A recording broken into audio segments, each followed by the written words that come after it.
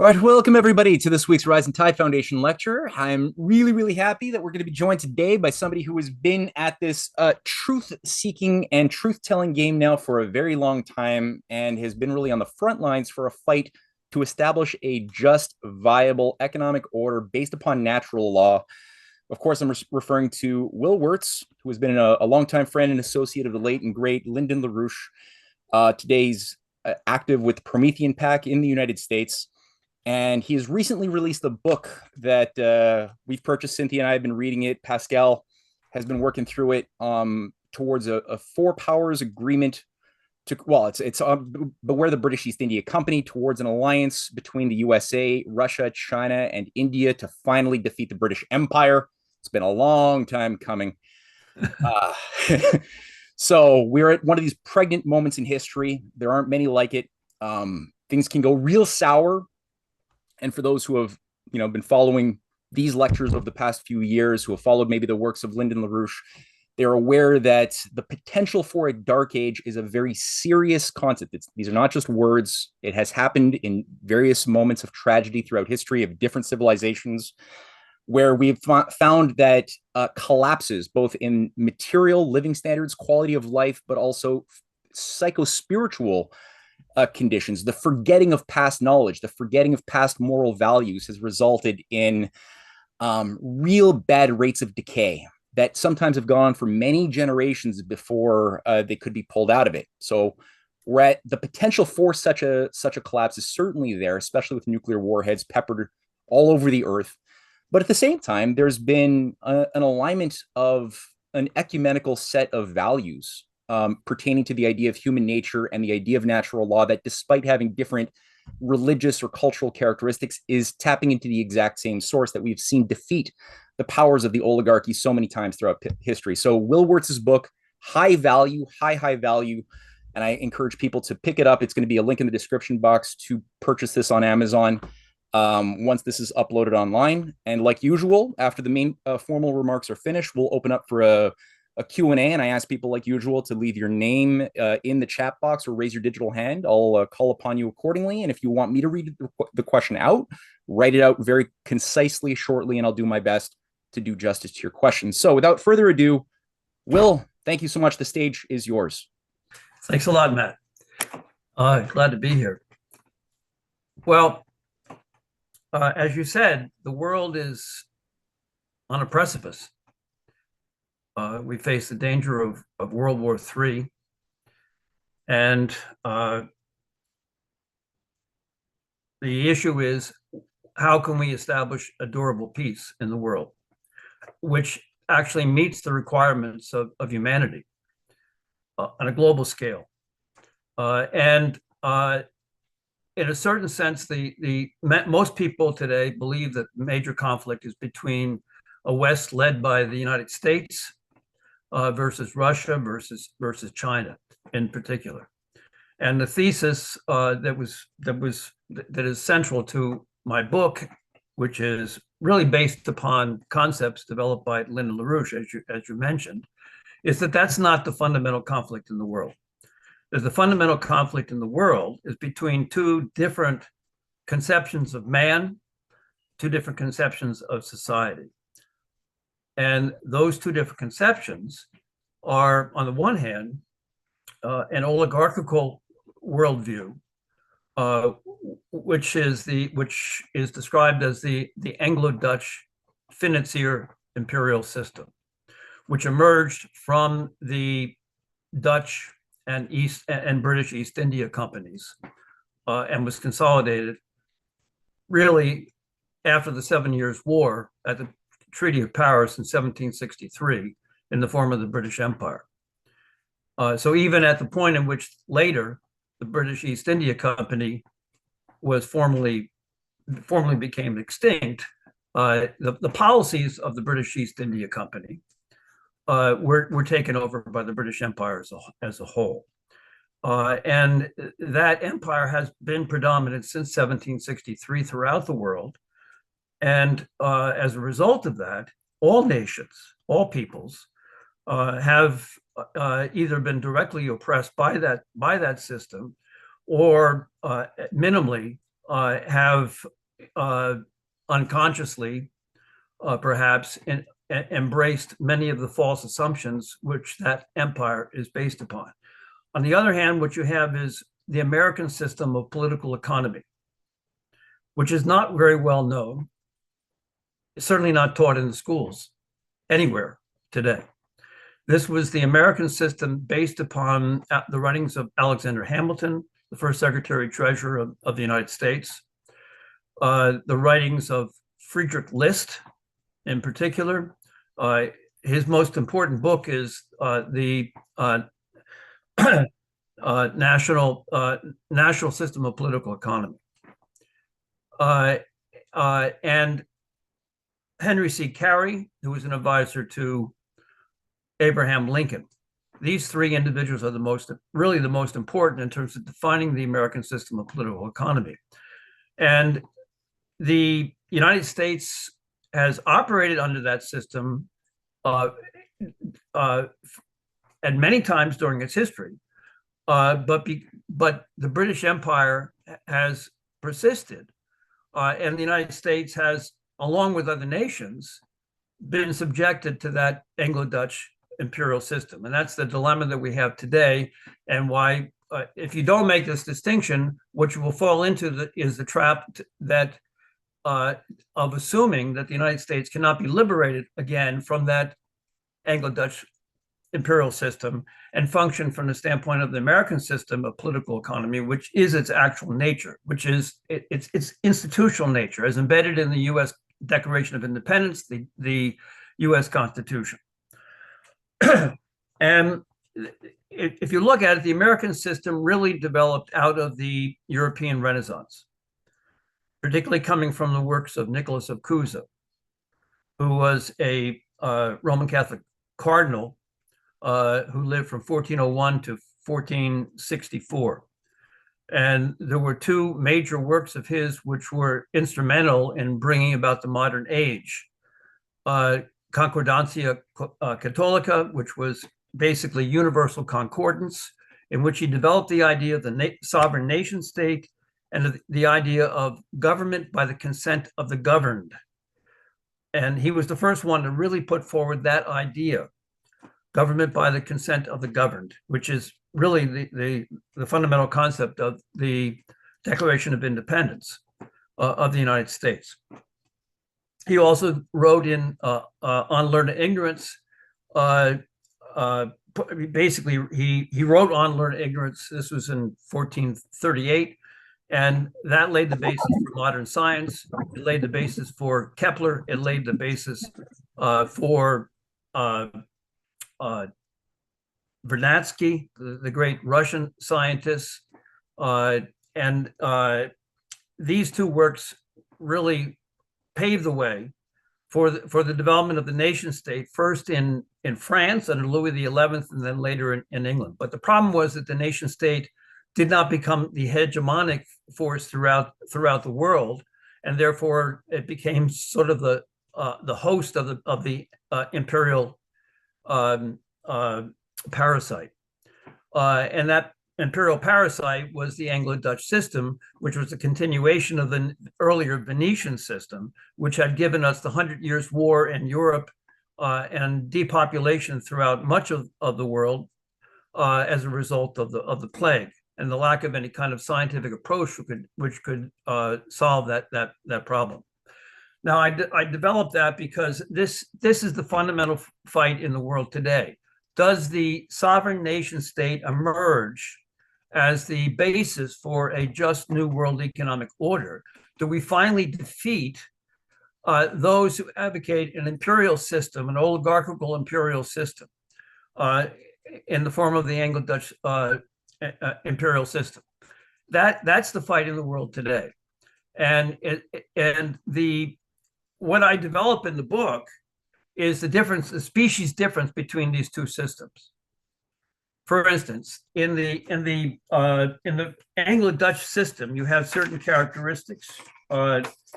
First, independent central banking instead of national banking. One of the first central banks was in Amsterdam, in the Netherlands. in 1609, shortly after the Dutch East India Company was created. You had also the first creation of a stock market in Amsterdam at that time. In 1694 in England, after William of Orange of the Netherlands took over the throne in England in the Glorious Revolution, so-called, you had the creation of the Bank of England, and both of these central banks are the model today for the Federal Reserve System in the United States, for the European Central Bank, and so forth. These are so-called independent banks, which are central to the Anglo-Dutch financier system. And of course, we have banks like the Bank for International Settlements, based in Basel, Switzerland, which the Bretton Woods Conference in 1944 in the United States had actually resolved to liquidate after the war, but Roosevelt's intention was canceled by Truman and by Churchill afterwards. But in the United States, what we had is a policy of national banking, where the emphasis of the banking system is to invest credit in manufacturing, invest credit in new technology, in infrastructure. And today, in developing new forms of energy, such as fusion power and space exploration. That in the United States, we had a first national bank under Alexander Hamilton, created in 1791. We had a second national bank. Unfortunately, Andrew Jackson vetoed the rechartering of that bank. Under Lincoln, we had a greenback policy where the Treasury was able to extend currency notes, which allowed for the development of manufacturing so that the Union could actually win. After McKinley's assassination and the takeover of U.S. government by Teddy Roosevelt and Woodrow Wilson, thereafter, you had the creation of the U.S. Federal Reserve, which was modeled on the Bank of England, and does not extend any credit for real production, but merely bails out banks and lowers and raises interest rates, usually raises them. In the American system, it's the sovereign state which prints the currency. That's based in the U.S. Constitution. Whereas, for instance, under the British and Dutch East India Companies, those companies were allowed to mint their own coins. In the Anglo-Dutch system has always been for free trade. This was the central point of Adam Smith's Wealth of Nations. And free trade has always been an ideology which was used by the British to dump their goods on subject populations at lower prices than those subject populations could produce high quality goods themselves. For instance, this is what the British did in India. They protected their own manufacturing and destroyed the industry of India. And in the United States, before it became the United States, manufacturing was prohibited altogether. And so the Wealth of Nations was written to say that you have to have free trade. Another advocate of free trade was Hugo Grotius, who was the publicist of the Dutch East India Company. And his view was, for instance, any nation which didn't accept the Dutch East India Company freely taking over its economy was subject to having a so-called just war waged against it, because it was violating the principle of free trade. So the American system, on the other hand, has always advocated protective tariffs. This was the policy of Hamilton, of List, of Henry C. Carey, McKinley, and even Roosevelt. If you look at the Anglo-Dutch system, this is the source of war, aggressive war, by a private company backed by the state, by the British Empire. And in fact, the actual source of war is not the nation state, but the effort on the part of the oligarchical power to prevent the development of sovereign nation states and cooperation among sovereign nation states to replace an imperial regime. And then if you look at the history of the Dutch and British East India companies, how do they operate? They were the first drug cartels. The Dutch trafficked opium from India first to China, and that was followed up by the British East India Company, which actually had control over the opium industry in India, and basically used the sale of the money they got from the opium trade from India in order to purchase tea, which at that time was only produced in China. And as we'll see, what you had was two opium wars, which were launched by the British in order to force China against its will to legalize opium consumption in China. It is also the British East India Company, the other private companies of the British, including the Royal African Society, really are the source of slavery. Both chattel slavery, and also various forms of indentured slavery in Asia, and it really derives from the Aristotelian conception that slavery is natural. This is what Aristotle writes in his works, and this was taken up by John Locke, among other people, who was a supporter of the British East India Company. John Locke wrote the Constitutions of the Carolinas before the American Revolution, which actually authorized slavery in the Carolinas. He was an investor in the Royal African Society. Also, one of the key people in the British East India Company, Childs, was an initial investor in the Royal African Society, which was responsible for the vast majority of Black African slave trade to the Western Hemisphere. As I indicated, the policy of the Anglo-Dutch imperial system was to suppress manufacturing in the targeted populations. Some really amazing statistics I'll just give you in terms of how this operated in respect to India and China. In the year 1600, the Indian GDP was 22% of the world economy. China's GDP was 29.14%, making it the biggest economy in the world at that time. In 1700, India's GDP was 24%, surpassing China's, which declined to 22.3%. So these were the two biggest economies in the world. At that time, Britain's GDP in the year 1600 was 1.8%, and in 1700, 2.88%. So what the British did is they destroyed the shipbuilding industry in India. They destroyed the textile industry in India, imposing massive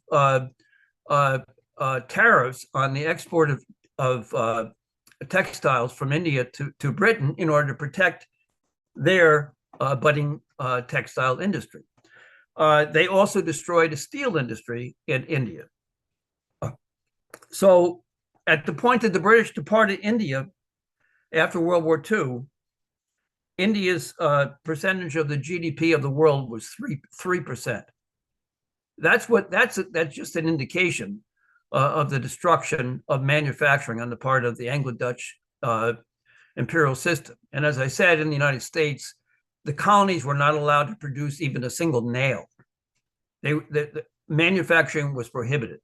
And the idea was for the colonies to remain an exporter of raw materials to the mother country, England, and England would do all of the manufacturing. That was the essence of the free trade policy.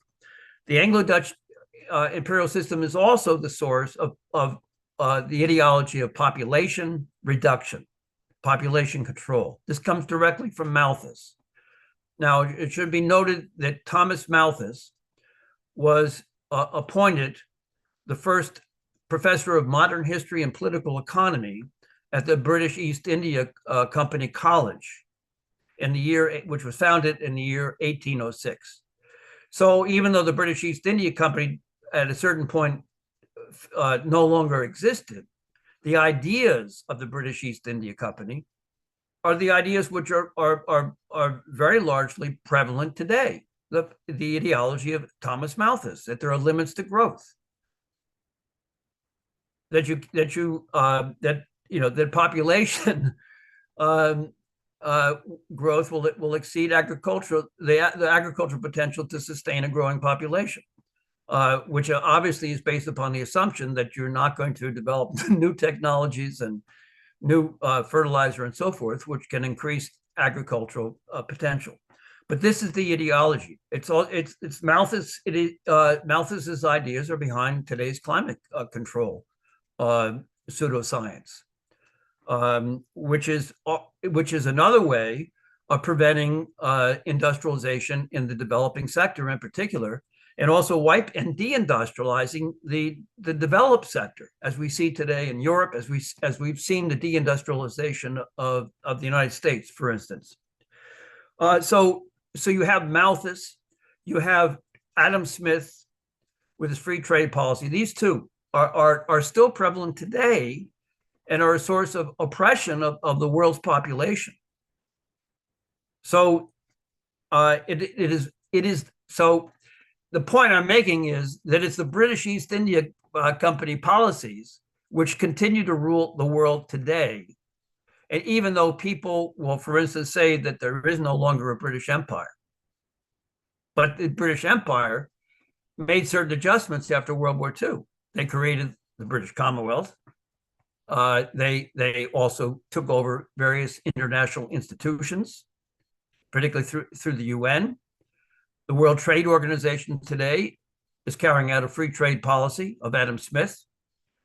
For instance, you cannot have self-sufficiency in food production under the WTO today.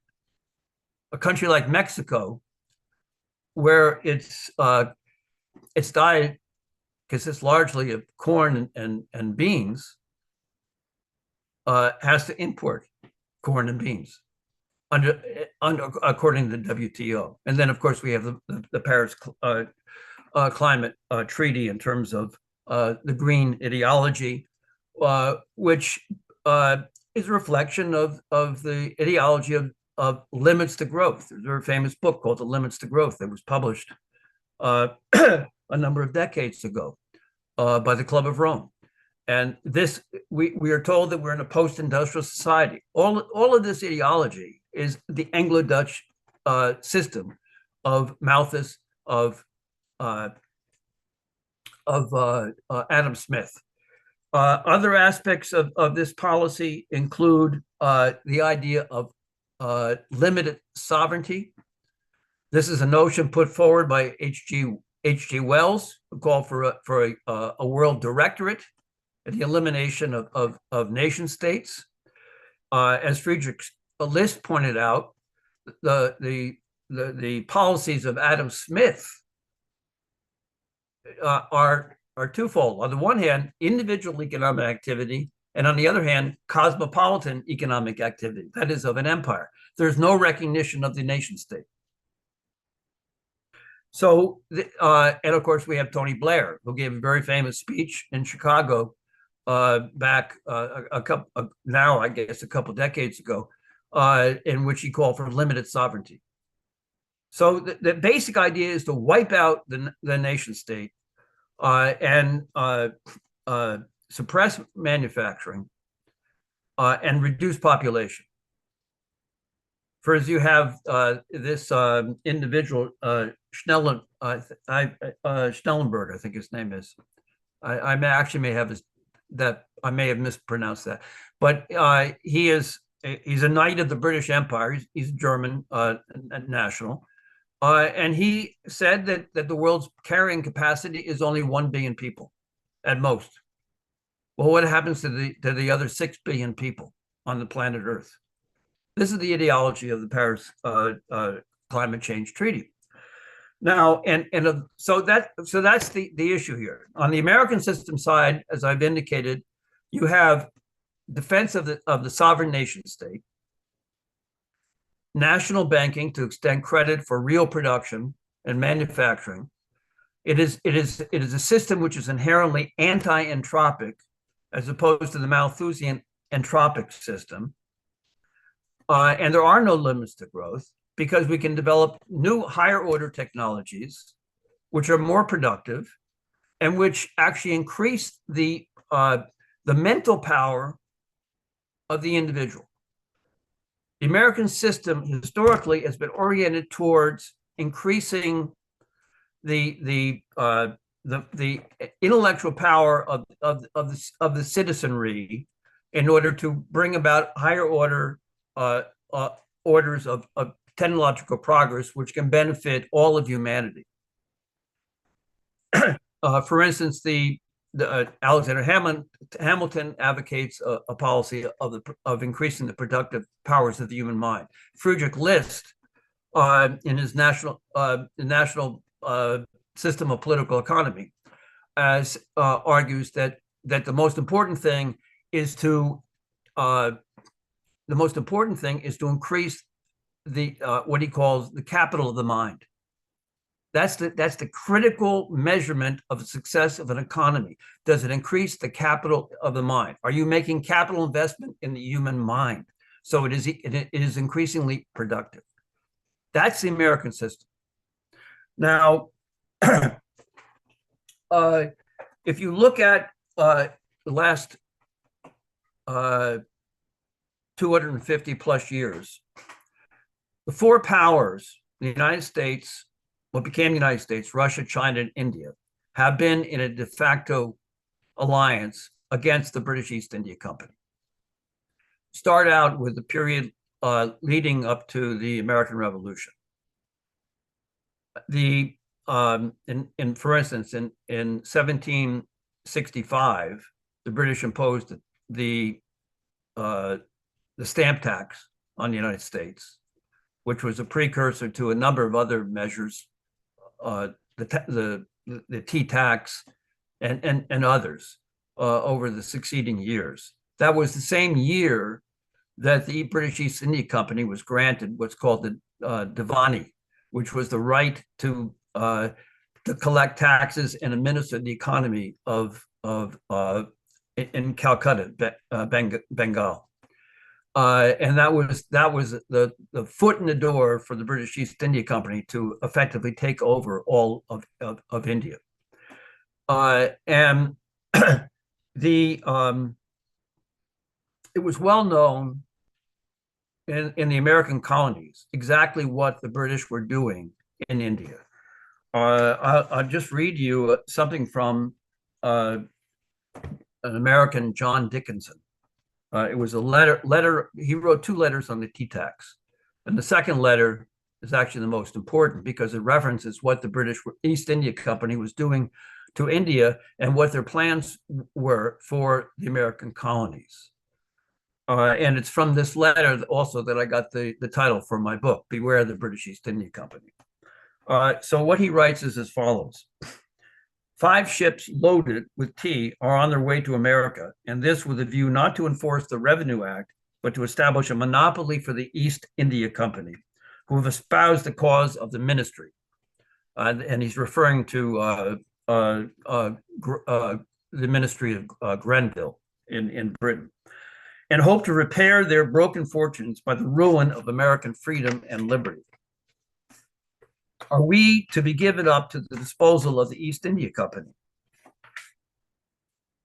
Just a second, I lost the screen. Who now have the assurance to step forth in aid of the minister to execute his plan of enslaving America. Their conduct in Asia for some years past has given ample proof how little they regard the laws of nations, the rights and liberties and lives of men. They have levied war, excited rebellions, dethroned lawful princes, sacrificed millions for the sake of gain. The revenue of the mighty kingdoms have centered in their coffers. 1,500,000, it is said, perished by famine in 1 year, not because the earth denied its fruits, but this company and its servants engrossed all the necessities of life and set them at so high a rate that the poor could not purchase them. They now, it seems, cast their eyes on America as a new theater, whereon to exercise their talents of rapine, oppression, and cruelty. The monopoly of tea is, I dare say, but a small part of their plan. I shall therefore conclude with a proposal that your watchmen be instructed as they go their rounds to call out every night past 12 o'clock, beware the British East India Company. This letter was circulated by the Sons of Liberty in New York City, and very shortly thereafter, the Boston Tea Party occurred. So the reason I'm reading this is because it was well known in the United States, what became the United States, what the British East India Company was doing in India, and by extension in China. And it should be noted that the colonies had already launched a boycott of British East India tea. So what the British Empire at that point was doing was working with the British East India Company to carry out a policy, as Dickinson said, of enslaving the North American colonies. And what they wanted to do was to set up a system. It would differ in certain respects because of the difference between the colonies as British subjects and India. But the basic idea was to set up a system of enslavement of the colonies similar to what they were doing in India. Now, of course, Russia in the American Revolution was responsible for, this is Catherine the Great, for initiating the League of Armed Neutrality in support of the American colonies. And I might point out that both Peter the Great, who was advised by Wilhelm Gottfried Leibniz, had intentions of trying to open up relations with India in opposition to the British East India Company. That Catherine the Great had similar intentions. And that actually after the American Revolution, Tsar Paul I actually deployed Russian troops to India to liberate India from the British East India Company and to restore the sovereignty of India. He was assassinated by a palace guard that worked very closely with the British. And his successor called back the troops. So they never actually carried out the order, but that was his intention. So there was always, so here you have Russia trying to work with India, and at the same time supporting the American Revolution with the League of Armed Neutrality. And of course, China in this case was being victimized by the British through the export of opium under the control of the British East India Company to subject their population to addiction. And I might also point out that this four power alliance also has its roots in Leibniz, who was, as I said, an advisor to Peter the Great. He met with Peter the Great a number of times, and he put forward a plan for the modernization of Russia, which Peter the Great was quite open to. And his conception was that Russia would function as a mediation between Europe and China. And of course, Leibniz was also the inspiration of the American Declaration of Independence. The phrase life, liberty, and the pursuit of happiness does not come from John Locke. John Locke's phrase was life, liberty, and the preservation of property, including chattel slavery. Leibniz, he had the idea of pursuit of the happiness, which was not just a question of pursuit of pleasure, but of happiness, which is derived from doing the good. Now, the second period in which there's the four powers worked in a de facto alliance was the period leading into the American Civil War. As we know, there were two opium wars that were waged by the British against China, 1837 to 40, and then again 1857 to 60. And the whole idea of this was to impose free trade on China, free trade of opium on China. That was the whole idea. And by the Second Opium War, they succeeded in getting the Chinese to legalize opium consumption, which the Chinese had absolutely refused to do over the preceding 50 to 60 or more years, actually almost 100 years. So you had these two wars against China. After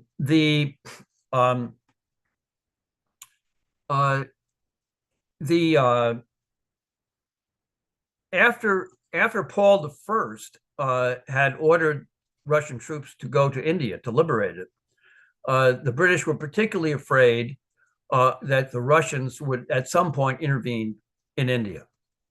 And this is the source of the great game, the geopolitical great game that the British have played since that time. Their entire policy in Central Asia was to prevent any kind of access to India on the part of Russia, and also they made alliances with Persia at that point, now Iran, to prevent any kind of incursion into India and any kind of alliance between Russia and India. That was the source of the great game. And in fact, one of the key persons, a guy named Evans de Lacy, who worked for the British East India Company, wrote a paper on this in the early 1800s.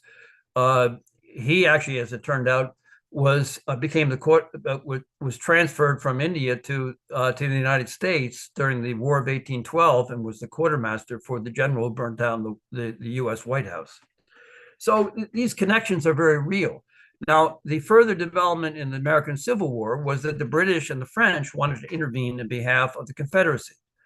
And the Russians sent their fleet to the ports of New York and San Francisco, and there were orders given to the Russian Navy that they should operate under the command of Lincoln if it came to a fight with the British.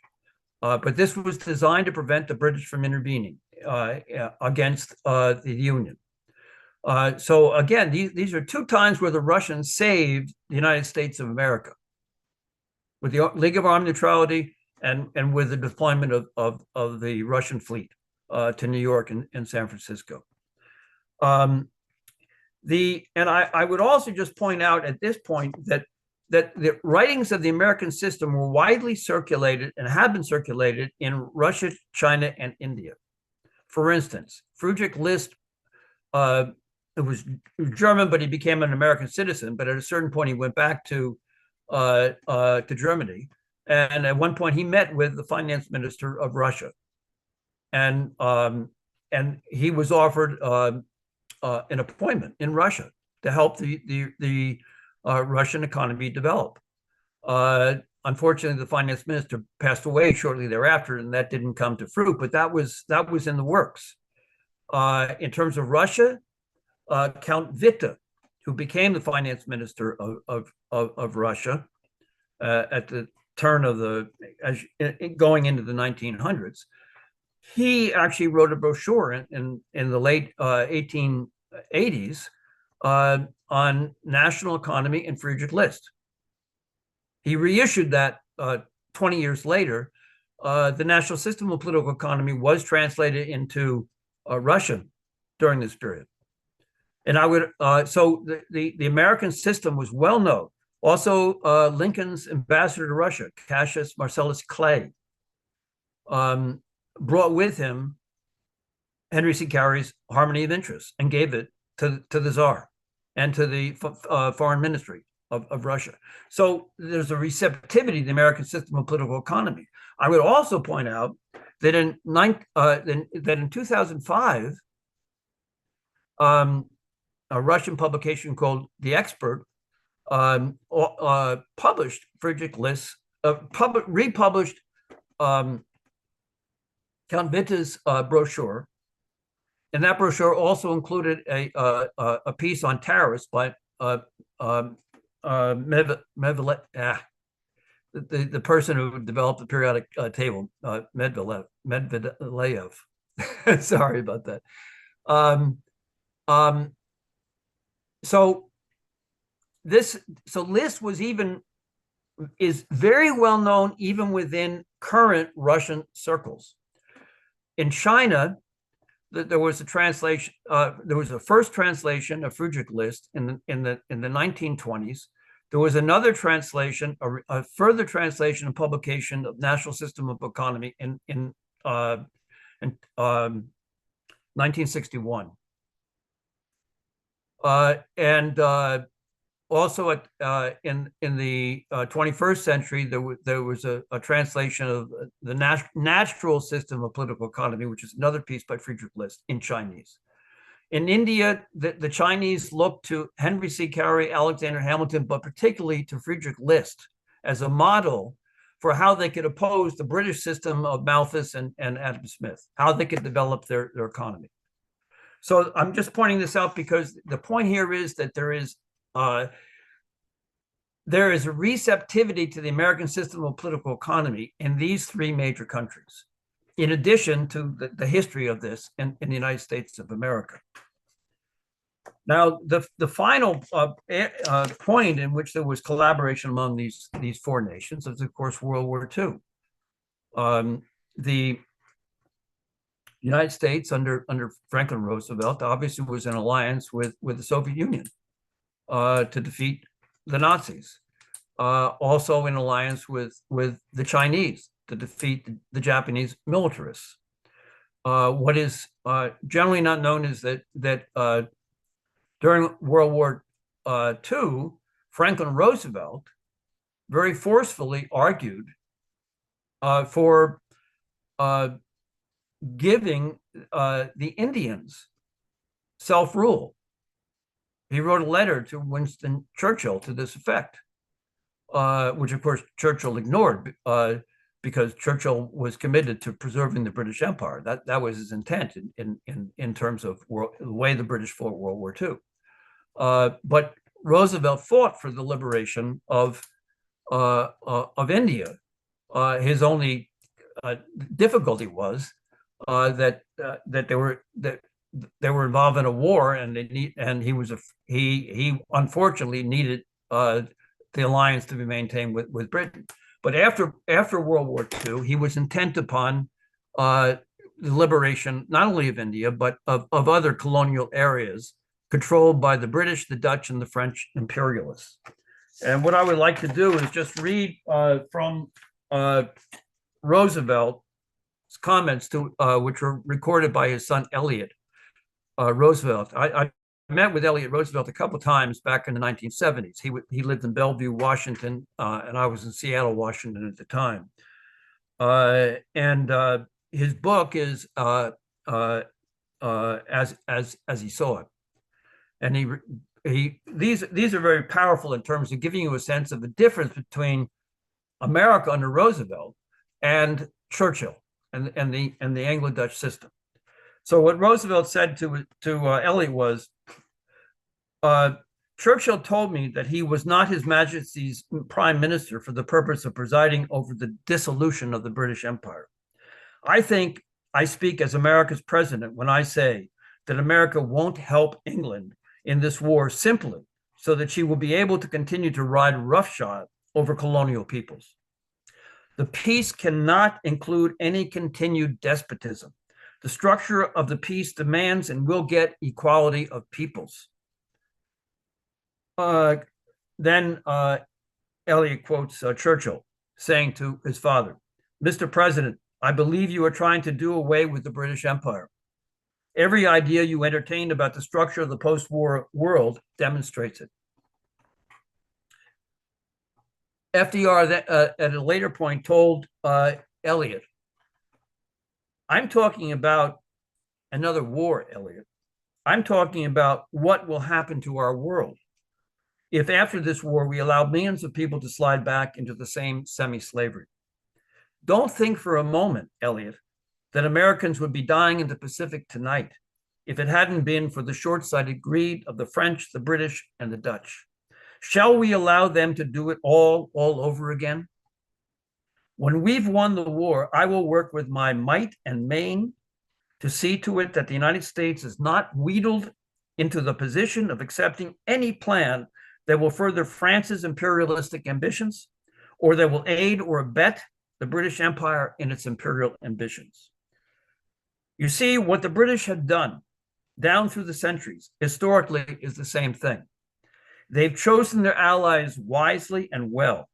They've always been able to come out on top with the same reactionary grip on the peoples of the world and the markets of the world through every war they've ever been in.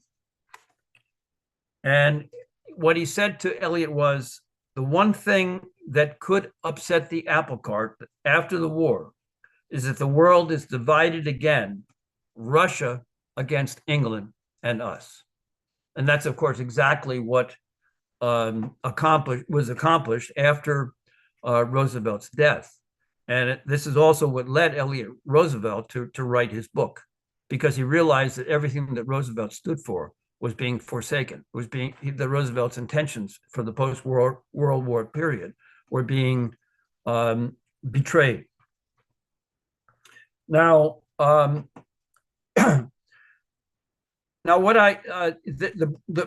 Roosevelt did was to create the Bretton Woods system. That system is broken down now. We have the remnants of that system, but the system itself was based upon American system methods. There was a proposal for an inter-American bank that was drawn up in 1939 before World War II, which had some of the characteristics of what became the Bretton Woods system. I just read some of those. The purpose of this bank was to facilitate the prudent investment of funds to stimulate the full productive use of capital and credit, promote the development of industry, public utilities, mining, agriculture, commerce, and finance in the Western Hemisphere. Encourage and promote research in the technology of agriculture, industry, public utilities, mining, and commerce. The 1942 draft of the Bretton Woods system, so this was being drafted even as World War II is going on, said the following: the lesson that must be learned is that prosperous neighbors are the best neighbors, that a higher standard of living in one country begets higher standards in others, and that a high level of trade and business is most easily attained when generously and widely shared. And it basically called for creation of a system which would provide credit for productive investment at low interest. And there was a further stipulation that loans or credit extended could not be used for the purpose of repayment of an old loan. Now think of what the policy of the IMF has been after Roosevelt's death. What they would do is they would go in and refinance old loans at high interest rates and impose conditionalities. If you want this loan to refinance your old loan at usurious interest rates, you're going to have to privatize your economy, deregulate, and so forth and so on, and impose austerity in terms of social benefits and what have you. This was not Roosevelt's conception. This is basically a Bretton Woods system which was taken over by the Anglo-Dutch system. Also, the Bretton Woods system was in favor of protectionism. The draft defended tariff protection, especially in poorer countries, stating that the assumptions that underlie free trade theory were not valid and were unreal and unsound. So this was the Roosevelt's conception of of the new Bretton Woods. It was basically extension of his good neighbor policy. It was an international New Deal, but it was based on imperial American system methods. And it should be noted that many people think that Roosevelt was a Keynesian. Nothing could be further from the truth. At Bretton Woods, Keynes, a representative of the Bank of England at that time, made a proposal for the Bretton Woods system, which Roosevelt rejected totally. And also, what is not known is that Roosevelt was a follower of Alexander Hamilton. His great paternal grandfather, Isaac Hamilton, worked closely with Alexander Hamilton in the Bank of New York. And in 1925, I've seen some people say that this was a thesis that he wrote at Harvard, but that's not the case. I got his paper on Alexander Hamilton from the Presidential Archive in New York State in the Hudson Valley. And it's a 9-page article entitled Alexander Hamilton. It was written, as I think I indicated, in 1925, and it was a period in which he was contemplating getting involved in politics again after his bout with polio. And it's very clear that he was a follower of Alexander Hamilton, not of John Maynard Keynes. And I just want to say, because there are people today who are advocating, there are people who have advocated New Bretton Woods, but what they're advocating is Keynes's concept.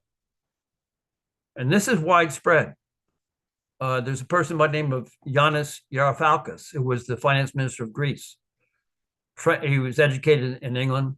He's now an Austrian citizen, I believe. But he put forward a concept of New Bretton Woods, which was based upon Keynes, that is creating a central bank which would enforce green ideology, green policies. That was not Roosevelt's policy. Others did have advocated a similar thing. For instance, Rohatyn advocated something of this sort. Gordon Brown, Sarkozy of France, and also the former head of the Bank of China, in 2009, wrote a paper in which he said that Dexter White, who authored the Bretton Woods policy of Roosevelt, was wrong, and that Keynes was more farsighted, and that we should actually go with the policies of Keynes today, create a super sovereign international currency. And this policy is being advocated today by those who are advocating de-dollarization. For instance, I watched an interview with Leslie Mastrop from South Africa, who was the VP, Vice President, and CFO of the BRICS New Development Bank. And he cited this paper from 2009 on reform of the international monetary system by the former chairman of the Bank of China, advocating a Keynesian approach. But who was Keynes? Keynes got his start in the India office. Then he wrote a paper called on Indian finance and currency. He then he admits that his writings are based upon Malthus. He was also the head of the Cambridge Eugenics Society and the Eugenics Society in Britain. He was also head of the Malthusian Society in Britain. That is who John Maynard Keynes is. And so anybody who suggests that Roosevelt was a Keynesian is just dead wrong. And unfortunately, the Democratic Party in the United States is in large part Keynesian as opposed to Hamiltonian. But so what I'm trying to lay out here is that if we were to solve the problem today, these four powers have the basis for coming together against the system of the Anglo-Dutch imperial policies. And what Lyndon LaRouche proposed is specifically that. There is no solution to the world crisis if it does not involve the United States of America. Admittedly, that the United States of America has to be recaptured by forces which are committed to this American system policy. And that is a definite possibility in the period ahead.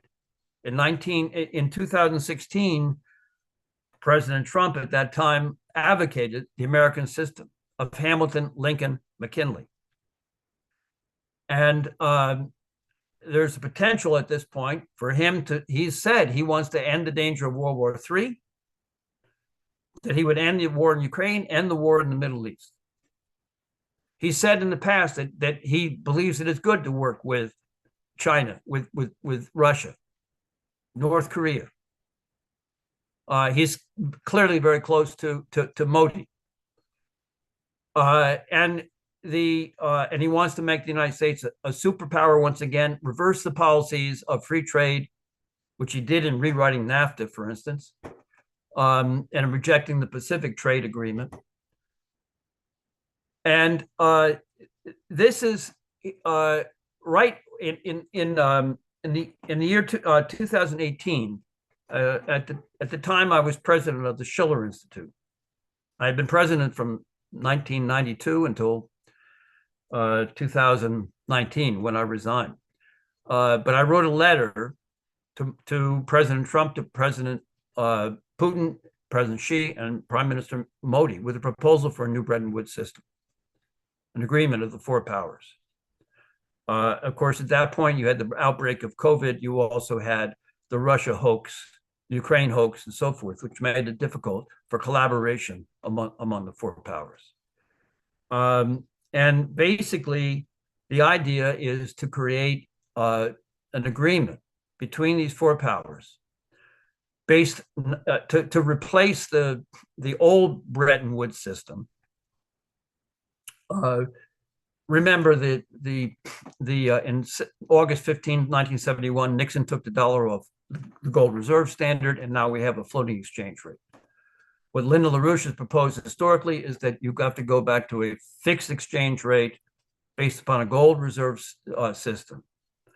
And you have to create a credit system as opposed to a monetary system, so that you actually extend credit for real production, which was the intent of Roosevelt's Bretton Woods system, as opposed to what the IMF and the World Bank do today and what the Federal Reserve and other central banks do today. They don't invest in real production.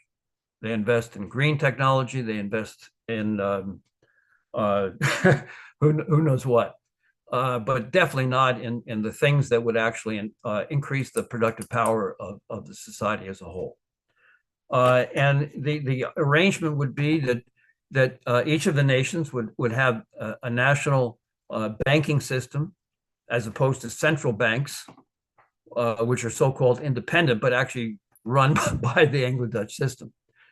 And there would be development of manufacturing domestically in each of these countries, and the countries would collaborate to increase capital exports to developing sector countries to increase the standard of living globally.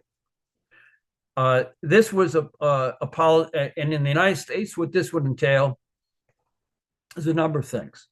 First, as LaRouche proposed, you have to go back to there's a legislation in the United States called Glass-Steagall, and which was passed by Roosevelt in 1932. And what it did is it basically said that productive investment will be protected, but not speculative investment.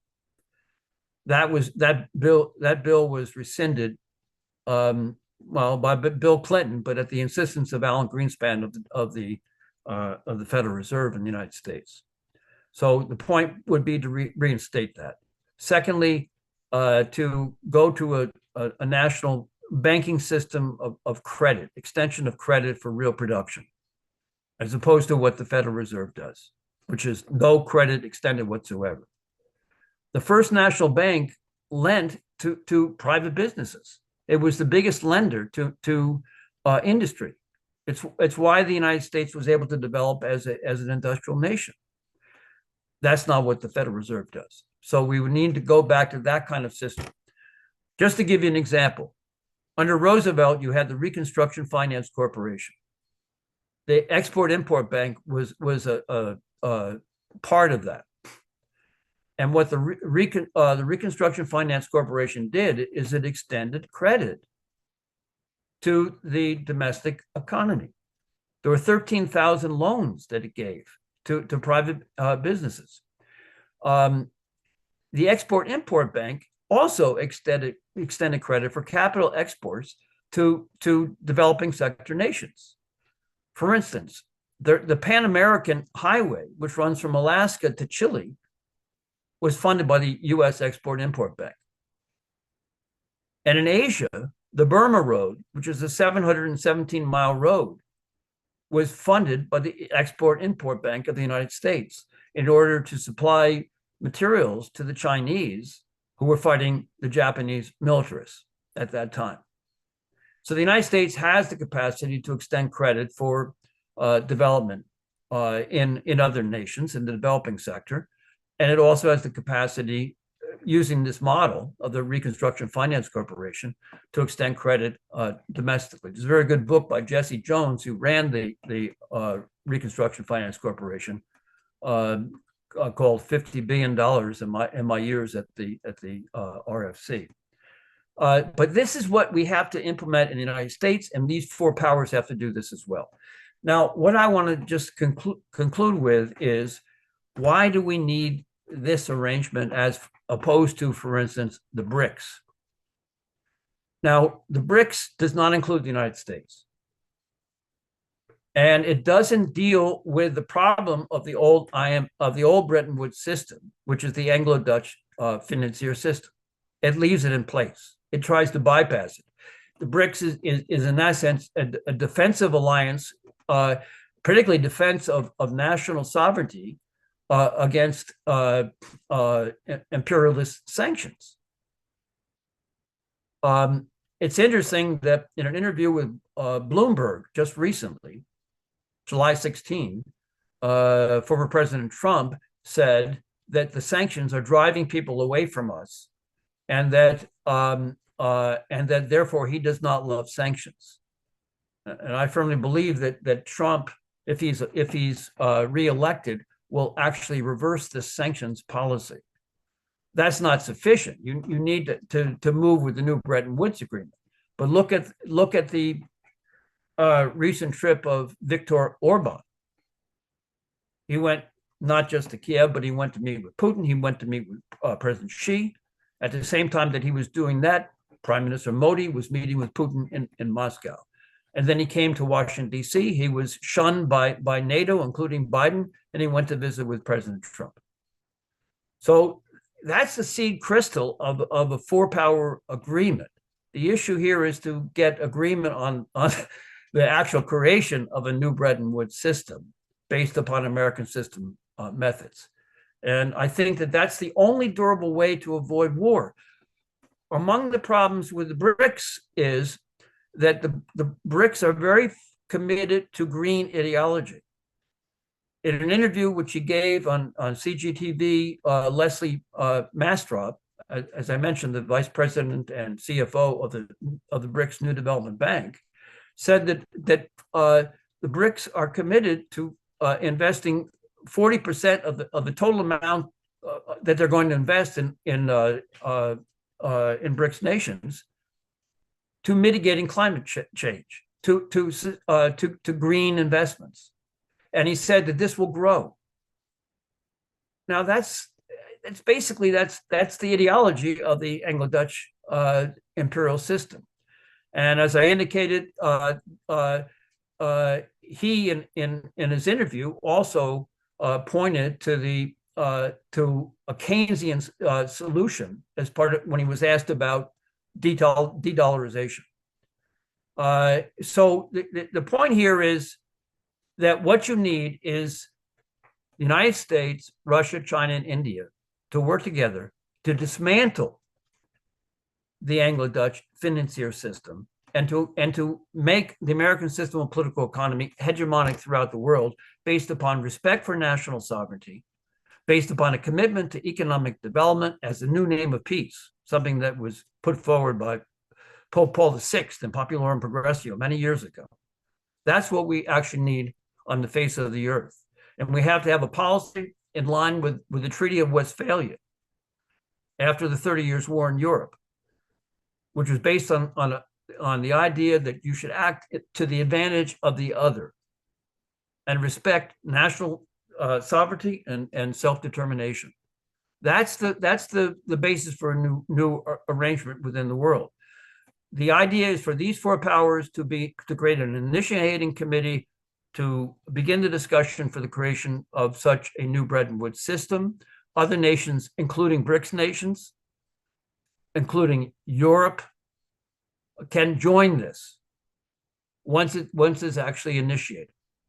But the advantage of this is first, if you were to just stop the war in Ukraine or stop the current fighting in the Middle East, you wouldn't eliminate the danger of what the cause of war is, which is this Anglo-Dutch imperial system, financier system. You have to eliminate that. The only way to do that is not by bypassing that system for what the BRICS is doing, which has many admirable aspects to it, but it merely bypasses it. It doesn't replace it. And so the idea is get the United States to join with these three other countries to create a new system based on American system methods, which can actually eliminate the danger of war in a sustained manner. Over a period of 25, 50 years, we have to be looking towards a future that is evolved like that, not just an immediate pragmatic stopgap measure, but a new system, including the United States, with a recognition that the common enemy of the United States, China, India, and Russia, as I've indicated in this presentation, is the Anglo-Dutch system, which emerged from the British East India Company.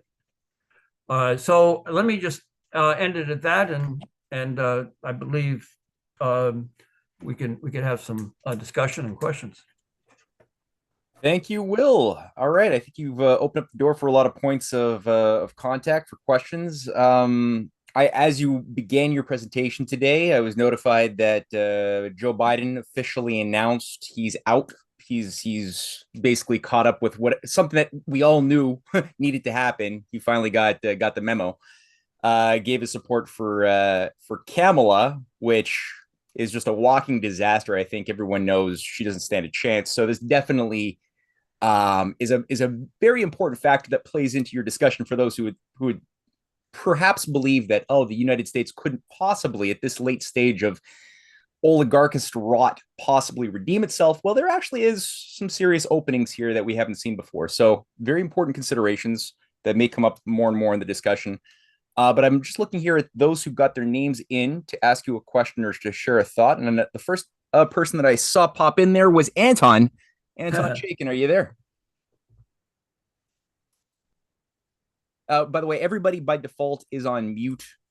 So you have I don't want to say very much except to say that what you presented here is brilliant, and I fully endorse what you're driving at here. I love your criticism of the BRICS. I love the BRICS just like you do, but I think that what you're saying is absolutely right, and you're not going to solve the problems without getting the United States into the world. Without the United States, the world goes to hell, probably nuclear war. With the United States, we have a chance. And what you're saying is the only way that will happen, as far as I can see. Well, in interest of full disclosure, Tony Chaikin is my brother-in-law. And I fully endorse and appreciate the work that he has and is doing as well. But that's the point. In the year 2009, there was a conference that took place in Modena, Italy, involving Italians and also leading Russians, and it was organized by two individuals who were previously associated with Lyndon LaRouche. And they came out with a proposal which for an East-West dialogue, which had some similarities to what LaRouche was proposing, but excluded the idea that it was feasible that the United States would play a part. And the point that LaRouche made at that moment was that they've done a tremendous disservice because they've disoriented the Russians on this issue, or the Russians who were there. And he wrote a number of articles after that, attempting to undo that damage that had been done. And there are those who basically do not believe that the United States is redeemable, and they don't have this. They don't have the historical knowledge that's necessary to see what the actual nature of the American Revolution was and continues to be. It's embedded in the institution of the United States. We have lost view of that in long periods of our history, but because it's embedded in our history, it has reasserted itself repeatedly. For instance, under Lincoln. Mm-hmm. Yep. Lincoln came out of I mean, there was a history to Lincoln, but that was a complete shock. Then after the assassination of McKinley, we had Teddy Roosevelt, we had Woodrow Wilson, Coolidge, Hoover, and then we had Franklin Roosevelt. So, and John F. Kennedy was moving in this direction as well. So sometimes the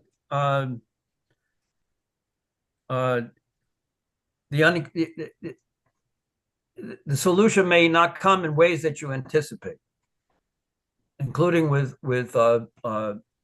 Donald Trump. But the fact of the matter is, he has demonstrated a certain openness to at least some aspects of this, and as you just reported, Matt, if Biden has dropped out, Kamala Harris is the candidate.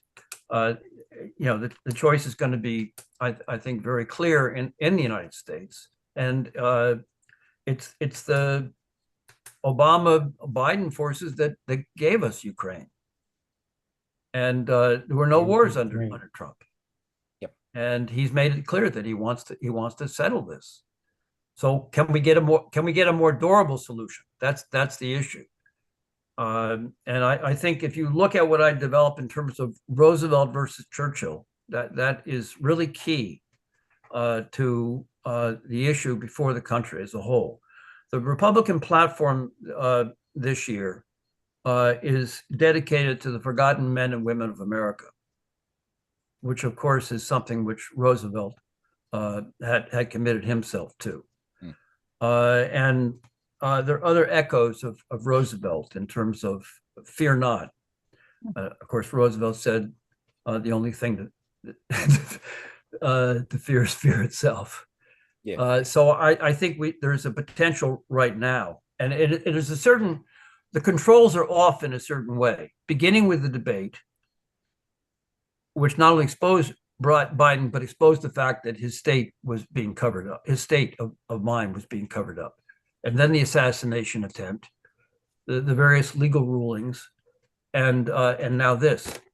So this is it's a moment of in which it's like Percy Shelley at one point said in Defense of Poetry. This is a moment where there's an increased capacity for receiving and imparting great ideas about man and nature.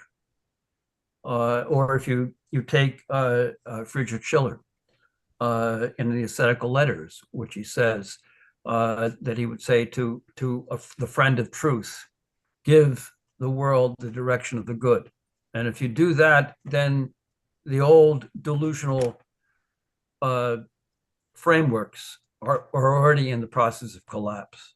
And in universal history, his lectures on universal history, he said that the philosophical mind is committed to the truth, and the philosophical mind will, if he realizes that his previous assumptions were wrong, will abandon those and embrace the truth, as opposed to having a vested interest in what he may have been taught or believed previously. And that's the kind of environment that I think we're in right now. Yeah, well said. Tony Ledgem. Tony, are you there? Yes, I certainly am. Thanks for inviting me. And it was a very fascinating lecture. Just a quick question. You spoke about the British East India Trading Company. I just wonder if you've looked into the Hudson's Bay Company, which is sort of the Western equivalent, and how they were involved with the Alaska Purchase. No, I haven't. I mean, I did look at some things about it and some of the other companies that were created by the British. There was a Muscovy company that was created in 1555, even before the British East India Company. And of course, the Royal African Society, the Hudson Bay Company. But I have not done that. It is definitely something worth looking at. Yeah, just to wrap it up, there wasn't a big British military presence off the west coast of Canada, up to Alaska, but there was an enormous presence for Hudson Bay because it was all about the fur trade in Alaska. They hadn't even gone inland to see the resources there. So I think they bought it for $7 million, the Americans. It was the deal of the century. Yeah. On that note, Anthony, we're Cynthia, Jason Dahl, and myself just finished a new film. It's going to be a 35-minute film on the Alaska Purchase and the future of the Arctic that will be released this coming Saturday with that full story. So yeah, just shameless self promotion with that thing, right? Keep your eyes on that film that's coming out. Full disclaimer, Matt paid me $20 to pump this new movie coming out. All right, thanks, gentlemen. Well done, Anthony. All right, good investment. All right, we got here next. Richard had a couple of thoughts. Richard Moore. Yeah, thank you for the talk. I'd like to push back on 2 points.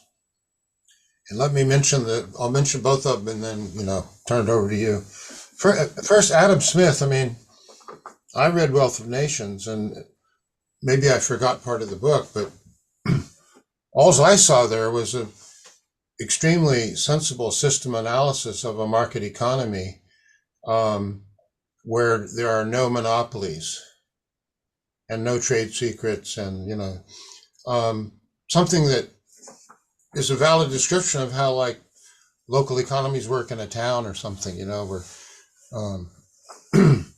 you've got several barbers and you choose between them. I mean, that all made sense. It had nothing to do with free trade. I mean, Ricardo came in with free trade, but I didn't see anything in Adam Smith to object to. So that was point number one. Okay. Point number two, I really disagree with this 4-power concept. I think maybe I'm wrong, but I think you were being a little unfair to BRICS. I mean, BRICS it's about national sovereignty, about development, and they are developing. They are replacing basically the Bretton Woods system, and I think the United States is basically irrelevant to all of this. I don't think it has the sense to play any role. In fact, the role it's playing is a very positive one, and that is it is accelerating the development of BRICS through its unreasonable belligerence. I mean, I'd say without the United States belligerence, BRICS would still be holding international conferences about maybe starting someday, So, I mean, actually, this is getting into conspiracy theories, but I think David Rockefeller's plan was for the United States to play that role in the creation of BRICS. Now, as far as what's wrong with BRICS, I disagree that it has anything to do with what the Dutch British imperial, it's technocracy, which isn't at all like the imperial system. Technocracy is based on, it's almost a Soviet system of having total control over all resources and who can use them and how much you can use. And there's no market economy. It's just everybody gets allocated a certain dole, which can be turned off. And the fact that Russia and China are leaders in, well, Russia especially in central bank digital currency, that's scary. But so I have a different critique of BRICS than the one you mentioned. So anyway, that's my spiel. Yeah. Okay. Well, no, I mean, I've read Wealth of Nations as well. Yeah, I know in a certain sense, he was he didn't believe that a private company should have a monopoly. So therefore, on the surface, he was opposed to the British East India Company, but he thought that that should be exercised by the government, which of course is exactly what happened later on. The government took over the British East India Company's role, but the British were always very hypocritical about the question of free trade. As I mentioned, they imposed protectionism to develop their industry after the Industrial Revolution, and imposed so they had imposed huge tariffs on the Indians, right? And then exported to India, having destroyed their economy. But he, for the colonies, for the North American colonies, he was completely committed to a policy of dumping goods, manufactured goods produced in Britain on the colonies, which were not allowed to develop manufacturing. And that was the free trade policy. The United States was supposed to remain an agricultural and raw materials exporting country to the motherland. Was that in Wealth of Nations? Well, no, it's in the Wealth of Nations, and the further thing is about Adam Smith is what he writes in his Theory on Moral Sentiments, where he argues that you shouldn't be concerned about what the actual intention or will of God is. You shouldn't pay any attention to that whatsoever. He puts forward a completely hedonistic conception that you should be, that if you're motivated by avoidance of pain and desire for pleasure, then those would be the driving forces of a successful economy. And this is just a so therefore nobody should really intervene, and that's also a free trade policy. And of course, look at what happened with the Opium Wars later on. But the opium was already being run into China at that time. This was a policy that began in the early 1700s under the British East India Company. The wars, the Opium Wars in the 1800s were just a culmination of that. In terms of the BRICS, well, it's true that the sanctions policies have actually forced the BRICS to develop and also have moved towards de-dollarization. That is definitely the case. As I mentioned at the beginning, though, very interestingly, what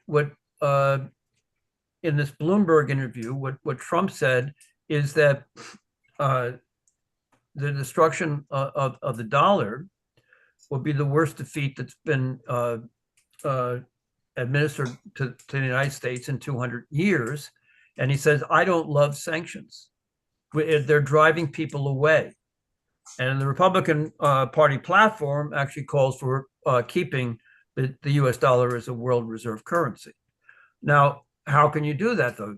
The only way you could keep the US dollar as a world currency is to, one, get rid of the sanctions, which may be part of what he's thinking in terms of resolving the war in Ukraine. Two, the dollar is when it was divorced from the gold reserve system and became a floating exchange rate, that really was the worst blow to the U.S. dollar as a reserve currency.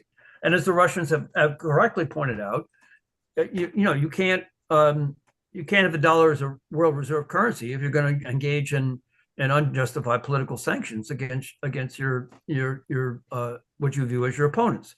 So what you'd have to do is go with a new Bretton Woods system, as LaRouche proposed, where you return to fixed exchange rates, which are pegged to a gold reserve standard, and you've got to increase the value of the currency by not having all of your investment as non-productive in speculative investment and so forth. You've got to actually produce hard commodity goods, both for domestic consumption, but also for export to developing sector nations. For instance, the United States needs to export high technology goods to developing sector nations to help them develop, and that's good for the U.S. economy at the same time because you reduce your trade deficit. But the point I'm making is, I find the BRICS and defending national sovereignty and having a commitment to economic development is good. The problem is that the concept of economic development is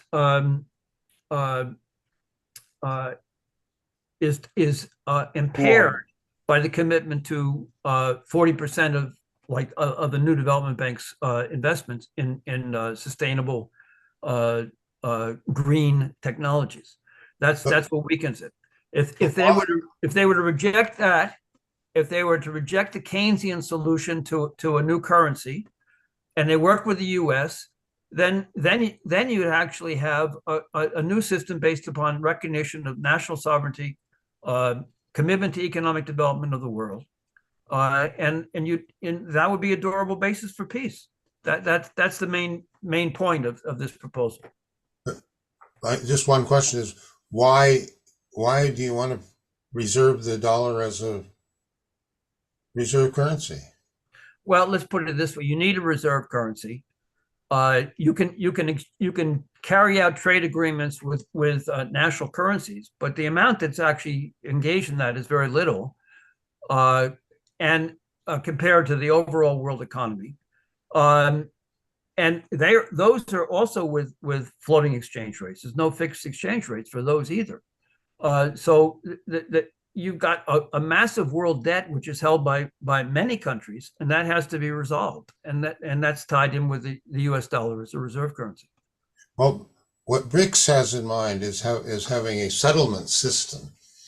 Not any nation's currency, but something's only that's used between nations for settlement purposes. Well, like the SDR rights, Yeah, but that's actually. If I understood, that's what Keynes wanted, which Matt was praising, when in Bretton Woods. Richard, don't say that. Richard, don't say that Matt was praising Keynes, because Matt has always attacked Keynes. No, not just that his proposal was to have not a reserve currency, but an exchange currency. That one proposal, I think. Oh, that's yeah. Look, I'll just say one. No, I certainly wouldn't. No, I did not say anything about your opinion of Keynes. No, yeah, that's Sorry. In reference to Glaziev and his proposal that you have a market basket of physical commodity production that could then be valued by some form of possible agreed upon unit, but that would be reflected by the rate of production of an array of finished commodities, wheat, gold, industrial goods, which he got by studying. He's a student of LaRouche, Sergei Glaziev, and that was like one possibility. So that's basically what BRICS is talking about now, according to my understanding. But we'll answer that question, and then we'll move on to the next one. But yeah, Will. No, well, I refer back to what I mentioned, the Moderna Italy meeting. There were a lot of Russians. Lyndon LaRouche was an honorary member of the Russian Academy of Sciences. Yeah. There are a lot of Russians who were receptive to Lyndon LaRouche's ideas. They didn't always fully understand his ideas. For instance, there was one scientist who appreciated LaRouche's concept of potential relative population density and actually proposed that it be called the LaRouche. But he thought that it could be numerically represented, and LaRouche said, "Well, I appreciate you're liking my idea, but you don't actually understand it. It can't be numerically represented. It's a concept." Glaziev, unless Glaziev is talking about how the United States can work with Russia, China, and India, then his proposal ends up being not really what Lyndon LaRouche actually advocated. So he can say that he appreciates and studied Lyndon LaRouche, but it's the four powers concept, which is Lyndon LaRouche's idea. In addition to the book I wrote, Beware the British East India Company, There was a book that was produced in 2018 entitled "The Four Powers." I think a picture of the cover of it is in the advertisement for this lecture, and this includes many writings by Lyndon LaRouche. I wrote the preface to it, entitled "Franklin Roosevelt: The Forgotten Man: A History of Lyndon LaRouche's Proposals for New Bretton Woods System." That is Lyndon LaRouche's proposal. He's advocated that. He advocated that for decades. And if Glaziev doesn't support the Four Powers Agreement, then he doesn't fully understand LaRouche. And Keynes's proposal was a clearinghouse. Keynes's proposal was what's called a super sovereign international currency, like the special drawing rights. And that's not LaRouche's proposal. And as I said, the problem with it, it's a defensive mechanism for countries to try to flourish under conditions of the Anglo-Dutch imperial system and the sanctions which it is imposing on behalf of a unipolar conception. But it is not the solution to the crisis. You have to eliminate the cause of war, which is this Anglo-Dutch imperial system. You can't just bypass it. Alrighty, so let's jump on to Monty. I know you've been waiting for a while. Monty, go for it. Yeah, thank you very much, William. Follow you very closely for a number of years. I've got your book. I appreciate the presentation. I made a comment related to the discussion here, in particular about Sir J. Glazier's comment about may LaRouche's memory live forever, and he proved to be right. I mean, he might not entirely understand all the intricacies of what LaRouche was proposing, but generally they are, and I think it's recognized. There's a Can you hear me? Yeah. Okay, that there is a meeting ground, and I put essayons at the beginning of my presentation, my comment. Which is a French word. It goes back to the establishment of the first military academy in the United States and the founding of the military engineers, which became the Corps of Engineers, the United States Army Corps of Engineers, which I happen to be the chief of logistics for the Los Angeles district, the chief of supply and services in Iraq, where I saw all the fiascos and mismanagement. I was in Afghanistan with it. I was on emergency deployment teams. But essentially, I think where the rubber meets the road is the utter failure of, for instance, the United States Army Corps of Engineers failing in their oath of office, their mission statement insofar as protecting and defending the United States from enemies, foreign and domestic. They've certainly failed the military insofar as their mismanagement and their not understanding of our military industrial complex, whereas Russia, China are probably a generation ahead of us. But they've also failed in our domestic policy insofar as not understanding really what the requirements are for the basic essentials which are required or absolutely necessary to promote the general welfare. And breaking that down even further, I would point specifically to the need for water, power, transportation. In other words, all those things in the field of logistics, which are recognized as the driver for what it requires, man's relationship to nature, which is really the physical economy. And so what my comment is that I think what the very clear and viable precedent, which was very well established and known in our history, which we can grasp, and I think which people can grasp, is the necessity of, of course, the Four Powers Agreement and the Bretton Woods system and all this stuff that it's rather nefarious to most people. But what they can understand is the requirement for railway, high-speed transportation development, water projects, infrastructure, and such things as space technology, which is embodied in my comment which Matt has written extensively on also, insofar as the Bering Strait land bridge, which would interact with the BRICS and the transportation corridors there, the necessity to revive the North American Water and Power Alliance. Matt just had a presentation a couple of weeks ago about the Oglala Reservoir being depleted and the pollution in West Texas. And the engineer we spoke with never even had heard of NOAPA. And then our space program.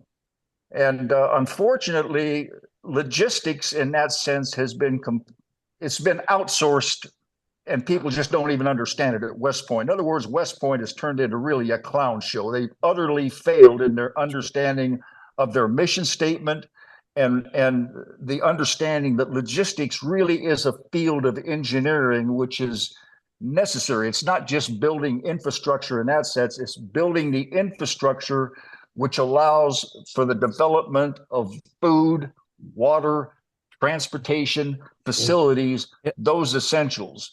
And I think if we look at that actual requirement, which there is a clear precedent of, and by the way, I would also state unequivocally that the American system of political economy, going back to Tsar Alexander II and these agreements, going forward to the present date, it's very apparent that the basis for BRICS and the SCO and the EAUU and the BRI, the precedent and the basic tenets was the tenets of the American system is what you're seeing insofar as the basis for what the BRICS is forming today. So I think there's all sorts of avenues and inroads, but I believe that focusing on specific things required. People can understand that.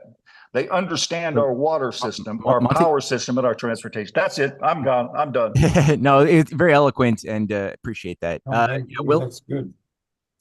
Yeah, Will or Anton, you guys want to chime in with that?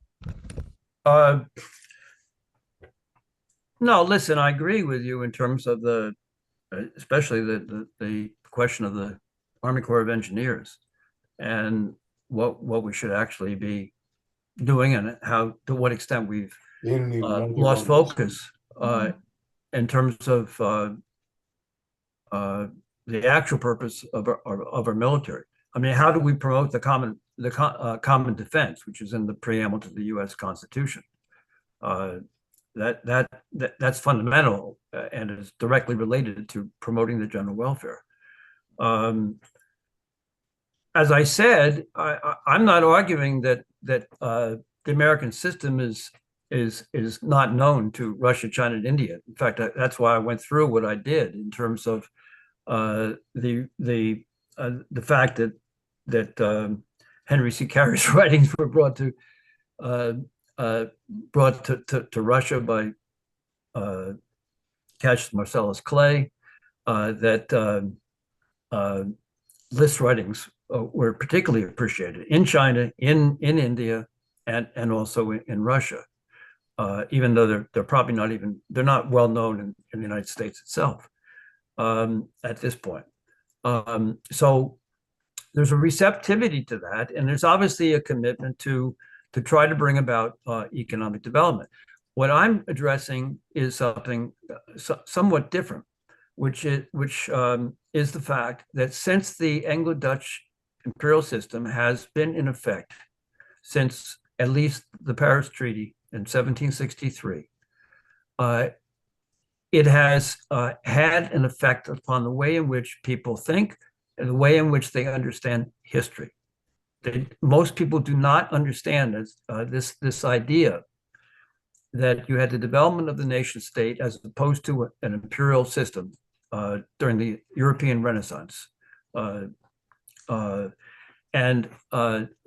that point was the Venetian system. The Venetian system became the Anglo-Dutch system, and the fight is between the sovereign nation state and the Anglo-Dutch imperial system, and that imperial system has to be brought to an end. Now, the American system is the basis for doing this, but there's a lot of how do the British operate? Divide and conquer. So they create a division between the United States and Russia. That's what Roosevelt warned against, allowing that to occur. They created division between the United States and China, divisions between India and China, and that's how they've operated throughout history. As Roosevelt said, they wheedle their they wheedle their way into a position of power, so they can maintain the reactionary grip on the world. So, in a very real sense, I think what's happening with Russia, China, and India is very, very positive. These four countries, including the U.S., these are now virtually the four largest economies in the world. But there are ideological effects which still haunt everyone. For instance, the Foreign Ministry of Russia thinks that John Locke was the author of the American Declaration of Independence. I've seen articles in Chinese Communist Party publications which say the United States has abandoned Adam Smith's free trade policy in advocating protectionism. The Chinese have, or Lavrov, who recently made a comment about how in defense of the World Trade Organization, which is a supranational institution which is based on free trade and not economic development. It's the case that Russia, China, and India, among other nations, including other BRICS nations, South Africa, Brazil, are part of the Paris Climate Change Treaty, whereas the United States is the only country which got out of it under Trump for good reason. So China, for instance, benefited from globalization through the outsourcing, which destroyed the manufacturing of the United States. That's not a win-win situation. How did the United States win? Did the actual American people win through outsourcing and globalization? They didn't. So, but if you present something which is to the benefit of all nations, including these four powers, in the form of a new Bretton Woods system, as LaRouche defined it, and I've tried to present it tonight, then perhaps the nations will give up some of the false ideas which they have they still maintain as a result of the way the British operate. The British operate through mental control, how you think. There's a short story by Edgar Allan Poe called Malanta Torta, and he said that an oligarchy can control a subject population by convincing them that there are only two ways to truth. Inductive reasoning based on sense perception, which he attributes to Francis Bacon of Britain, logical deduction, which he attributes to Aristotle, and of course these two methods deny the actual nature of man, which is that he is creative and is capable of generating new higher order hypotheses, which operate outside the box of inductive and deductive reasoning. And so what Poe said is that conjecture or hypothesis is the actual way to liberating mankind from an oligarchy. And he said this is when you're engaged in higher order hypotheses, you soar, as opposed to creeping or crawling if you maintain only inductive and deductive reasoning. So what I'm saying, and this is something that Lyndon LaRouche advocated, is we basically got to get outside of the cave in Plato's Republic, where people just are seeing, don't see the sun, but they see the shadows on the wall, manipulated by the oligarchy. And so we need to free Russia, China, India, and the United States of America, among other countries, from the ideological hold which the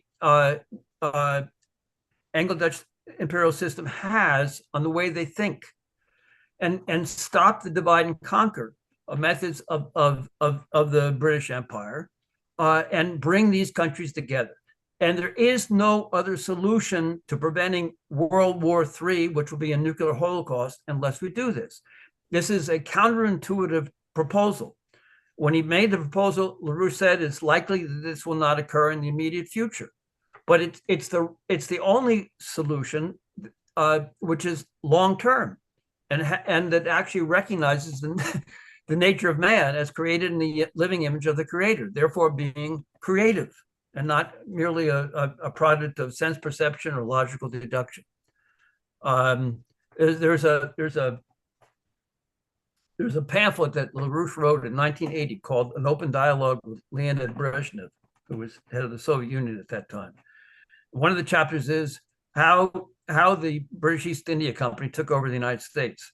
Another chapter is to prevent war, destroy Aristotle.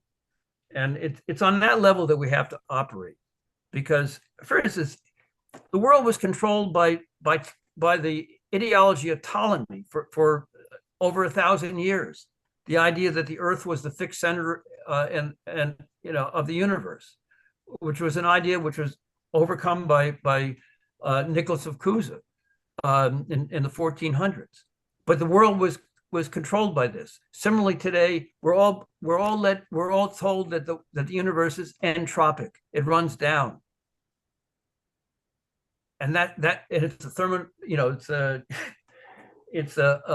it's a law of nature. But that's not true. But or the ideology of Malthus of free trade. All of these things are the way in which we're controlled, and so I'm saying that right now, this period is a period in which the controls are potentially coming off, and we can entertain ideas which may seem counterintuitive, which are a solution to the crisis facing humanity. And that's what I present in the book. And I say I don't. The other book, which I mentioned, The Four Powers, which includes a lot of writings by Lyndon LaRouche, I would recommend people look at that as well. But let me just end with that. Do you have time, Will, for 3 questions? We got Dave, Okay. Scott, and Wayne who've been waiting. Is it okay? Sure. Okay. All right. So, Dave, you go first. Dave Wah. Oops.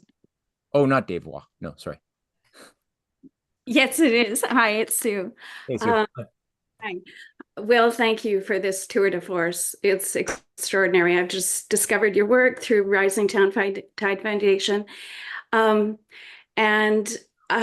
was wondering if you could, you already addressed much of it, but in your Nicholas of Cusa translation, you spoke to the fact that the Puritans, John Winthrop, who founded the New England colonies, were greatly inspired by Cusa, his understanding of the consent of the governing in the consent by the consent of the governed, and also creative reason, logos, potentiality, if that also played into it.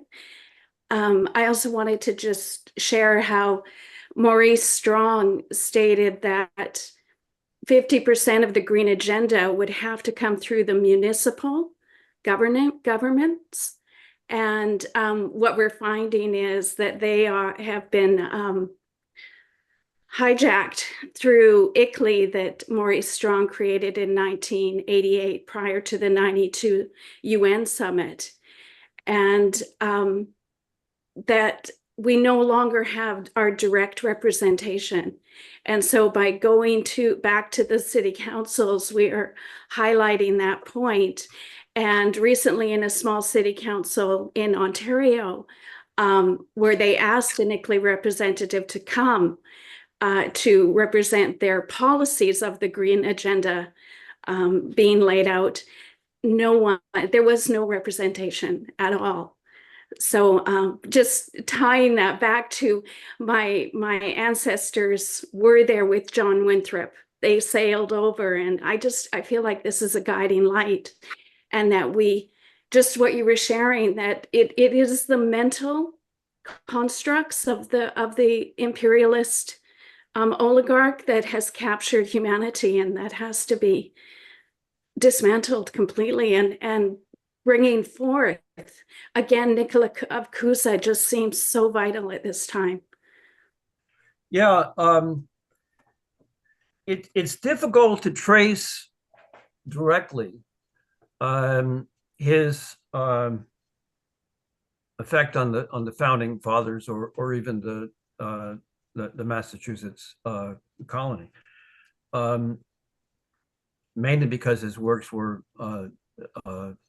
suppressed because they were a real threat to continuing oligarchical control. But the two works which were most important, Concordancia Catholica, was written in, I think, 1433. But again, he laid the base for national sovereignty by saying that he actually said that an emperor can be dethroned because his power derives from the people. And he develops this concept of free elections and of consent to the governed. That it's the power of the people, which as opposed to a pope, right? Which was that was the donation of Constantine, and he proved that there was no evidence that there was ever a donation of Constantine. So the pope is not the person who can establish who's going to be an emperor or king or president, but it's derived from the consent of the governed and the power of the people. Although, of course, he also says that the number of fools is infinite. So, I mean, of course, at that point, most people were not educated whatsoever. Today, people are educated, but they're also miseducated. So the consent of the governed has to be informed, and the way you inform that consent is informed is by rising above mere sense perception, logical deduction, to a level of creative reason in harmony with the logos or the word. And that's his conception there. And of course, after he died, the two of his collaborators, Ferdinand Martin, who was a bishop in Portugal, and Paolo Toscelli, a scientist in Italy, they were the executors of his last will and testament. And when Columbus was in Lisbon, Portugal, he met with Ferdinand Martin and exchanged letters with Toscanelli, who sent him a map, which he took with him on his voyage to what he thought was going to be the Orient, but ended up being the Western Hemisphere. But the point was that Nicholas of Cusa, through his close associates, also inspired Columbus in his voyage to the Americas, and in that sense contributed very directly to the establishment of the United States and other republics in this hemisphere. In addition to laying out the concept of the national sovereignty and of consent of the governed, and that's a fundamental principle that there has to be self-determination. There has to be a government by the consent of the governed, and that's a fundamental principle. It was in the Treaty of Westphalia, which ended the 30 Years' War in Europe. It's a fundamental concept today as the basis for a new Bretton Woods system. So, yeah, I would encourage people to read Nicholas of Cusa. I translated many of his works, some of which were the first English translations. I didn't translate on Catholic Concordance or Concordancia Catholica because there was already a translation, and I didn't translate on Learned Ignorance because there was already a good translation of that. But if you read those two works and then other works, including De Pace Fidei, this was on the Peace of Faith. This is where he puts forward an ecumenical concept that all people, all religions, have something in common, which is that regardless of how they receive their particular religious rites or their cultural traditions, they're all created in the living image of the Creator, and therefore are capable of love and are capable of creative reason. And therefore, there's no reason to kill on the basis of one's faith. And so this lays the basis for, in a certain sense, a a Treaty of Westphalia approach, to act to the advantage of the other, which is what we need in the world today. Thank you so much. Thank you. Thank you.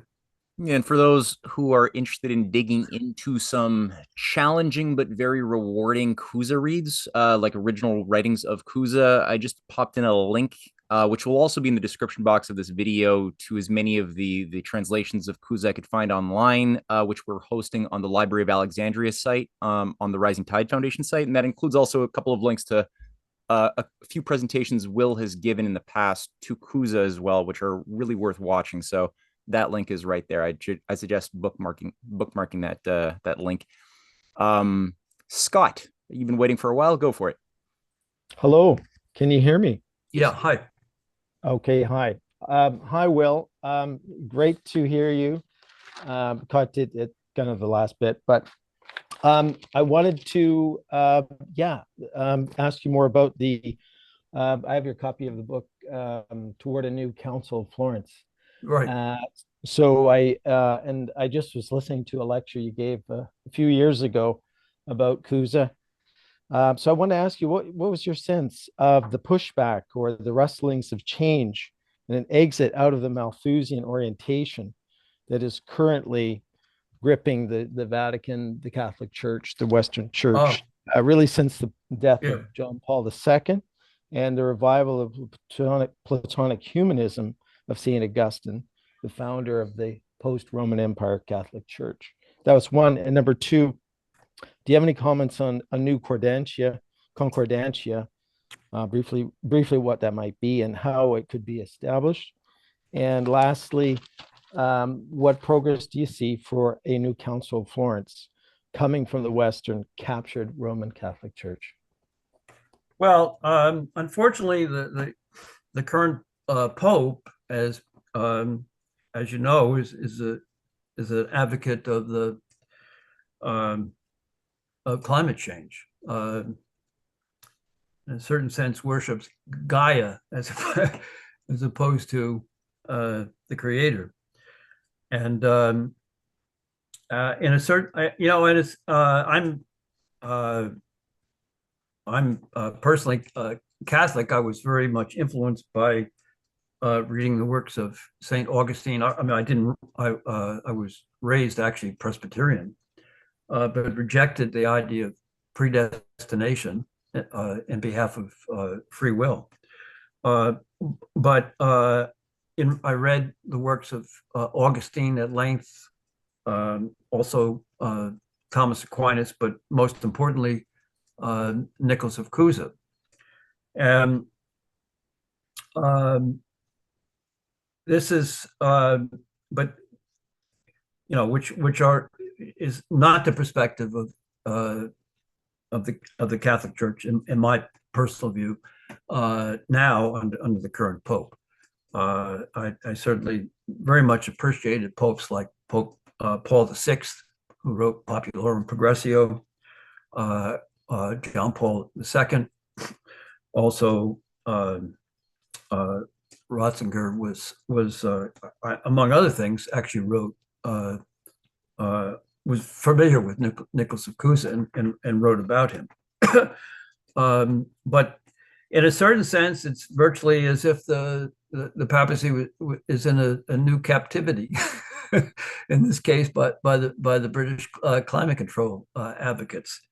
One of the persons, Schnellenhuber, who is actually an advisor to the Pope on climate change, and this is the person I think I mentioned him earlier, but he actually was knighted. He became a knight of the British Empire, and he even though he's German, a German national, and but he actually made the statement that the carrying capacity of the planet Earth is 1 billion. So if that's your conclusion, then what about the remaining 6 to 7 billion people? What are you saying about them? It's a completely Malthusian idea, which denies the capacity of man through his creativity to develop higher order technologies which can sustain a growing population. It's straight Malthus.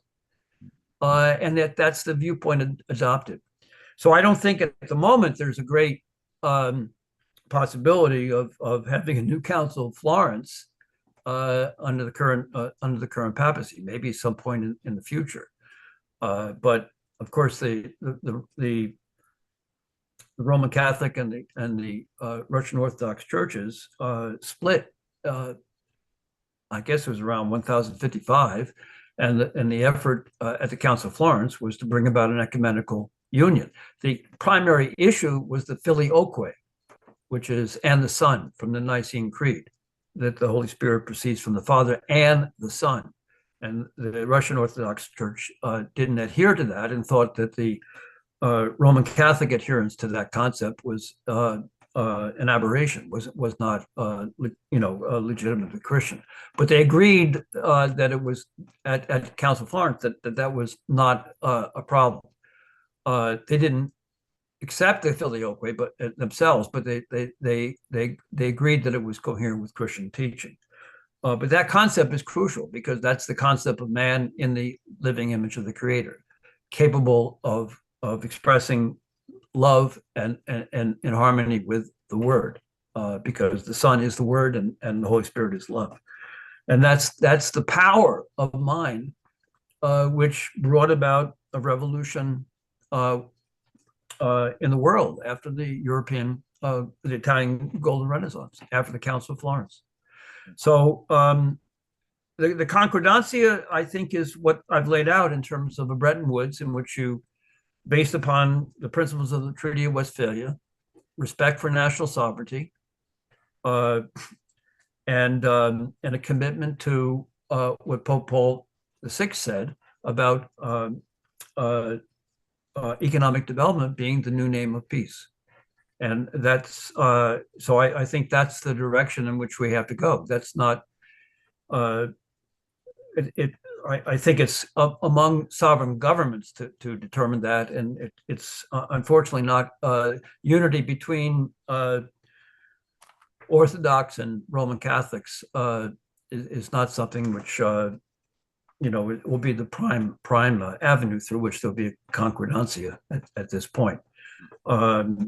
And I think Nicholas of Cusa's On the Peace of Faith is actually more coherent with what we can expect. A recognition of the importance of the individual, and respect for national sovereignty based upon government through the consent of the governed. So I think that the general, if you look, there's an encyclical by John Paul II on social concern, in which he says that there are two structures of sin. And he said the one structure of sin is the Marxist materialist system, which of course fell with the collapse of the Soviet Union. But he said the other structure of sin is the equally materialist system he didn't say the British system of political financier capitalism, but it's the system of Adam Smith and of Malthus. It's the system of empire, and which is completely materialistic and denies the creative soul of a human being. That's the system which has to now be replaced, since the Marxist materialist system has already fallen. And it's also interesting, of course, that, as Lyndon LaRouche points out, Marx himself spent over half of his life in London at the British Museum, and he denied the unique quality of the American system of political economy, and just said there's only one form of capitalism, which is the capitalism of Smith, Ricardo, et al. So I think it's interesting that both of those systems are materialistic and deny the human creativity, which is fundamental. Thank you. Wayne, we're going to give it to you for the last question. Go for it, Wayne. Thank you, Matt. Thank you, Will, for your presentation. I'd also like to thank Rising Tide for the invitation to participate. with regard to the alliance issue of the United States, China, India, and Russia, I think that issue helps to understand what's going on in today's elections in the United States. For example, I remember back in 2017 when President Trump attended the 2017 Asian Pacific Economic Cooperation, that's the APEC organization. He came back after that summit speaking well of President Putin, President Xi of China, as well as Kim Jong-un of North Korea. And in fact, he was quoted as saying, these people are smart. And it helps, I think, also, I think I'm sort of piggybacking on what Monty stated earlier. For example, there's even an understanding in the updated version of NWAPA 21 that China would even assist that project here in the United States. So it shows that Trump does have an understanding about cooperation and how war can possibly be avoided, rather. Yeah, I think you got it exactly. Trump says it's better to work with Russia, better to work with China. I see that Trump reported that President Xi sent him a note following the assassination attempt. And what he said was a beautiful note. Trump is perfectly willing to work with President Xi, President Putin, as opposed to Biden's approach. Trump will fiercely defend what he believes are the interests of the United States, including making the U.S. a manufacturing superpower once again, which any president of the United States should be committed to. I mean, you have to realize in 1979, there were 19.4 million manufacturing jobs in the United States. That went down before President Trump came in to less than 12 million. And he was increasing manufacturing jobs in the United States during his four years in office. But we're still not at the level of manufacturing jobs that we had in 1979. And so there's so much we've lost. I mean, the auto industry's destroyed. You take a place like Baltimore. They used to have a steel industry. They used to have shipbuilding. All of that's taken down. Nothing. People used to be able to have a high-paying, skilled job in shipbuilding and steel industry, which would allow them to own a home, raise a family, send children to school. That's when you outsource and you destroy your manufacturing, you lose that. Similar things happen all over the country. And look at what Europe has done to itself with its green ideology, particularly Germany. I remember when I was growing up, you looked favorably towards products produced in Germany. They were high quality. Now they're just basically destroying their entire economy by going along with this green ideology. And of course, all of Europe gave up its sovereignty under Maastricht. This was imposed upon Europe by Thatcher and Mitterrand of France, and they all gave up their sovereignty. And so they have they're run by a European central bank and a European Commission, which is the only sovereign countries right now are Hungary and Slovakia, which want to end this war with Ukraine. Everybody else is just going along with the British policy. Did you see where Zelensky met with the cabinet of the new government of the UK? This is just really unbelievable. So I think the possibility of collaboration between the four powers and President Trump, if he's reelected, President Putin, President Xi, and Prime Minister Modi is real.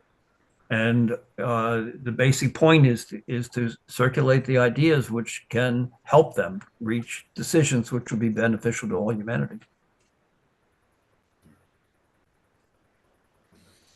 Yeah, yeah, that's the simplest way you could say it.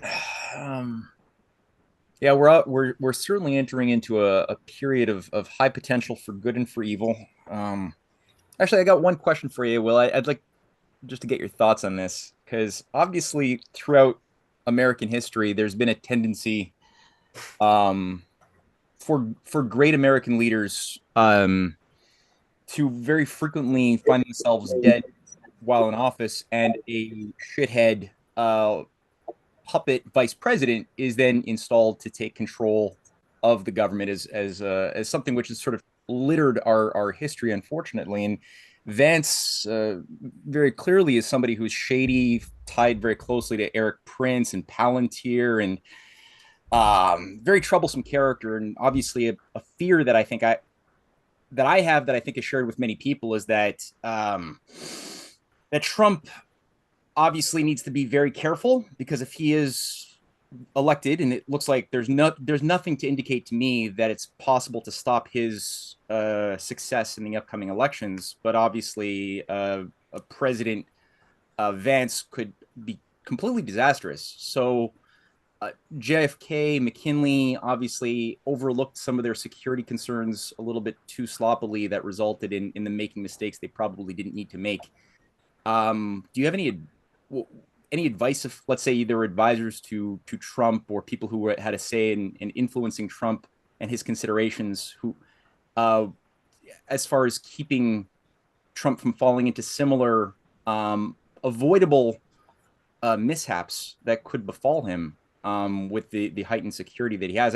My thinking right now is that he still seems to be relying on Secret Service. He's still going out in public a lot. I don't know. Like, do you have any advice? If Well, I'm no, I don't have any advice per se, other than I agree with you that the danger persists, that we've seen presidents die, presidents being assassinated. For instance, when in I think it was 1840, there was a President Harrison who died 1 month after he assumed office, and the person who replaced him, Tyler, vetoed the rechartering of the Second National Bank. You have obviously the assassination of McKinley, which brought in Theodore Roosevelt.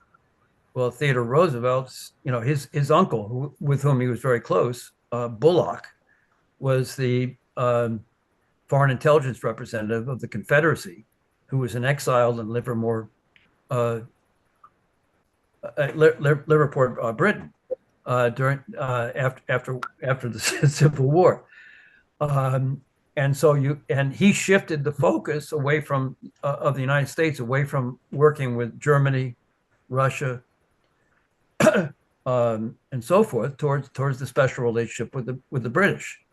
He also undermined the Monroe Doctrine as conceived by John Quincy Adams, which was for a community of principle among sovereign nation states, into an imperialist doctrine through his so-called Theodore Roosevelt corollary, which justified